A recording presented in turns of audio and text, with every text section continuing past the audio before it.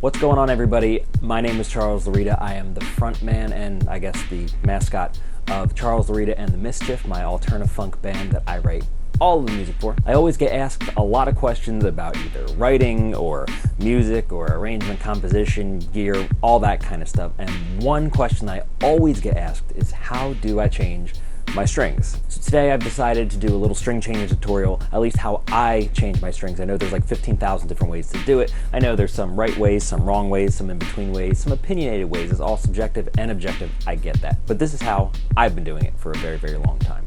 But first, before we get into the video, please like and hit the bell icon on this guy to get more videos from me. And also, if you haven't, please hit that subscribe button. It would mean a whole lot. So today I'm going to be doing the string change on my very awesome PRS SE Soap Bar 2. I love this guitar. This is definitely not an expensive guitar, but I never think that you need like expensive guitars to be a good player or musician, so definitely remember that kind of thing. You do not need $18,000, whatever, all American made, who cares, to play anything. You should be able to play anything on every kind of guitar if it's set up well and is a good instrument. So I actually worked in a music store for about 8 years, and probably my favorite thing that I've ever experienced used to happen every single day, and that would be the multitude of middle-aged guys coming in with their like all-American $14 billion guitars, bragging how they were probably more expensive than my car, telling me all the cool classic rock stuff that they listened to, how their taste in music was way better than anything I listened to because I was way too young. I would have no idea what to do while they were coming in just kind of strumming the same old chords that everyone else did, telling me how they played for 1,000 years, and then they would ask me to change their strings. So I was always doing this kind of thing every single day. While it's not a bad thing to have other people change your strings for you, I do think it's very important to learn how to do it yourself. I think anyone who plays a stringed instrument should know how to do it. It's kind of like tying your shoes, but you play the shoelaces, I guess. Does that make sense? No.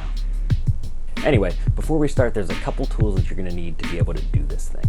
So first and foremost, the thing you're going to need are guitar strings. I prefer GHS strings, 10 to 46 on electric specifically. I've been playing these strings for 20 years. That's how long I've been playing, and this is the only string that I've ever used the entire time. I am an official GHS artist, so I have to show you guys this is what you want to use. I prefer these. Obviously, any string will work, but these are just better. Just remember that. Since we're going to be doing a full string change, you're also going to want to have some lemon oil for the neck if you have the specific kind of neck that I do. I have the rosewood fingerboard. Also, since the strings are coming off and we have all this room to get all the dust and crap out in there, you can have some guitar polish as well, or you can just do a little same amount of moisture and it's a lot cheaper. The only other thing you're really going to need is a string winder and some wire cutters to cut the strings. All right, so let's get into this thing. Now, since we have our fingerboard completely bare because all the strings are on there, you can see a lot of the grime and crud that come off your fingers from playing. You have to remember, fingers are skin and oily and absolutely disgusting. So a lot of this stuff is going to come off not only on your strings that corrode them, but also on the fingerboard. So we need to take care of that first. Now I have a little rag that I'm going to use to help rub this thing in, but most of these lemon seed oil bottle fretboard thingies are going to have a little spongy thing on top like that. So we can rub that on each and every fret, and you can kind of put a little bit of muscle into it to kind of get down, and that's going to help get all this stuff off. Now, the most important thing to remember when you're doing this, even before you change your strings, is to wipe your strings down every time you're done playing, because your fingers just emit so many oils depending on how long you play.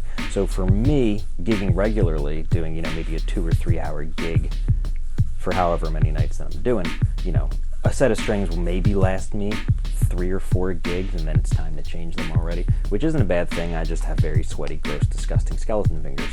So I'm just going to start rubbing that in really nice on every fret there.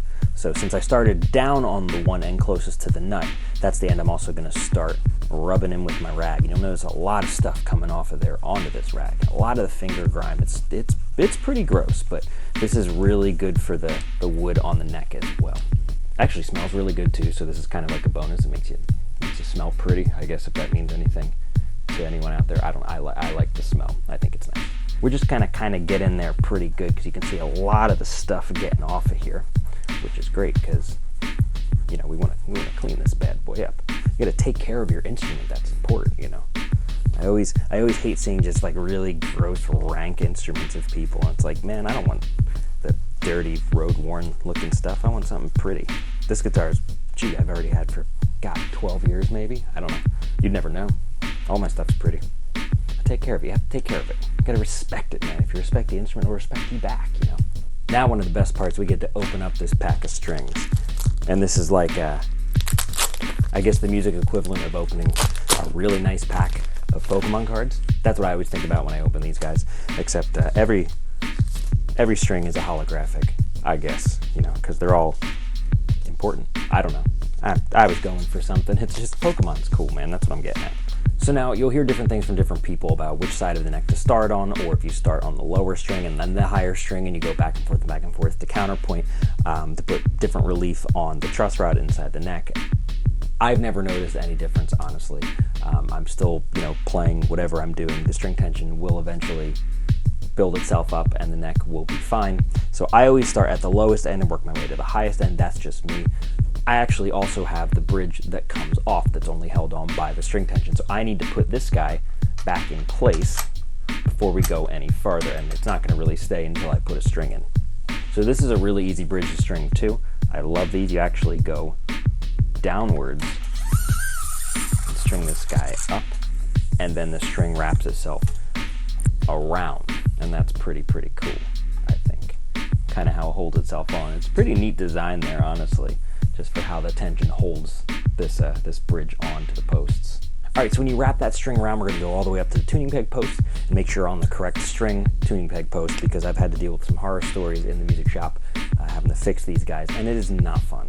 Another thing to remember, if you have a set of tuners on the headstock where it's 3 and 3, you want to go up, around, through the middle, and out like a blooming flower. You don't want to go around and tune inward this way. It's always out that way like that. It's the easiest way to do it. Everyone does it like that who's doing it, so when you're tuning or someone else is tuning or working on it, they know which way to turn the pegs. All right, so I'm fishing this string up through the hole like that, and I'm going to pull it the farthest that it can possibly go. And then I'm going to back it off just a little bit, so it's a little bit flappy here on the neck like that. And I'm going to hold down probably around the 12th fret right there. So it's flappy down here, it's flappy over here, but I'm holding it on, it's holding my bridge on. So what we want to do now is turn the key ever so slightly, so now we have a little more than a 90-degree angle happening down here. And what that's going to do is lock that string into place so it physically can't pull out or go anywhere. So that's good, that's what we want, that's going to lock it in. A lot of people do a lot of crazy like tying things and knotting things down there. I'm not too hip on that. This is the easiest kind of way to do this because you're just using the string tension against itself to hold the string on and the rigidness of the string. It just makes cool sense, and it's physics to a degree. So you're going to be in that proper nut slot there, which is also hilarious to say, nut slot. And what I want to do now is put tension on the string. So I am going to be holding on the neck like that and pulling upwards, and this is going to pre-stretch this string. And this is exactly what we want to do to get these strings pre-stretched, because if you ever had the problem where you're like tuning a guitar and right after you put a fresh pack of strings on and it just keeps going out of tune and out of tune and out of tune, this is going to help prevent that because you're pre-stretching the strings. So just you want to have a break angle kind of like that and hold around the 12th fret, and then you can start winding this guy. So when you're winding the string, what's going to hold it on is to make sure the string goes on top of the string that goes down the headstock every time. So your loose end will go on top constantly, and this is what's going to get you those super nice, fine-ass music store, you know, tuning post winds. That's what we're looking for. Now, I didn't go very far out on this low E string, and I don't have too many winds because the general rule of thumb is the thicker the string, the less winds that you need to go around. I'm going to clip this guy right off. I'm not going to go too close because it will slip. I'm not going to go too far away, but we're going to have a decent little piece right there stuck out. And it's just enough to hold it on there. I don't want to have like the big crazy like hair loose strings look on the end of my guitar. I absolutely hate that. I think it's incredibly sloppy. I get it's cool, I get it's a style. Not me, man. Just trim your strings, it's not fun. Do whatever you'd like, obviously, but just know that I don't like it. I don't know if that means anything to anyone. Now, it's at this point that I have to say, please be careful, because when you're clipping these guitar strings, especially towards the thinner, unwound ones, they start to get very, very sharp, and they can literally just go right through your finger like that, and you will bleed everywhere. It's not fun. It happens to me like literally every time, so just be careful. Now, I'm not tuning the string up the complete pitch yet. I'm just getting it kind of in a relative area, and I'll do a fine tune of the whole thing when I'm completely done. All right, so I guess in more of a fast motion kind of look, let's get the rest of these strings on, huh?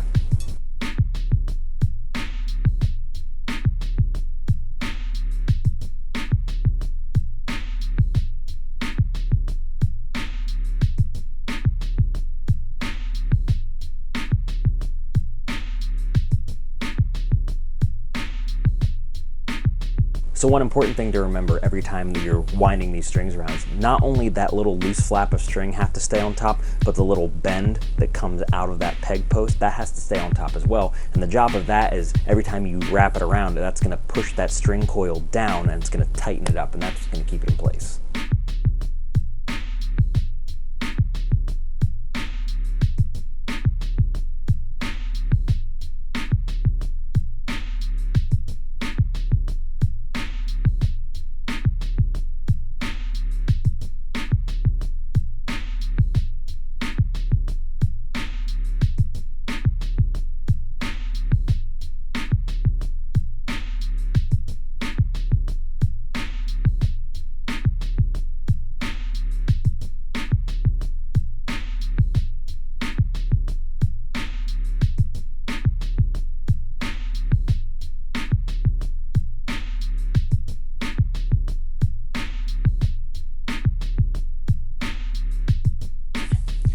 Now the last thing we need to do is just tune up these strings. So I got my little clip-on snark tuner here, and I'm just gonna go to work.